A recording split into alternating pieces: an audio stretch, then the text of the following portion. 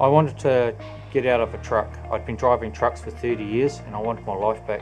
I heard about Oxworks actually on a radio station as I was driving the truck, funnily enough.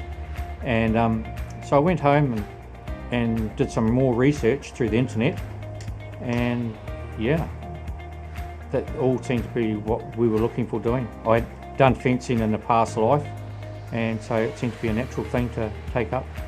Concerns for me starting a business, a new business, was I going to be able to sustain an income? Would there be enough work? Setting up the business was extremely easy. That's what I noticed. All we had to do is just follow what they suggested to us. Just a process, do this, do this, do this. Flowed so easily. Perfect. Myself, I think the products actually speak for themselves. They're leading in the industry. They come up with these new innovative materials that are so easy to work with.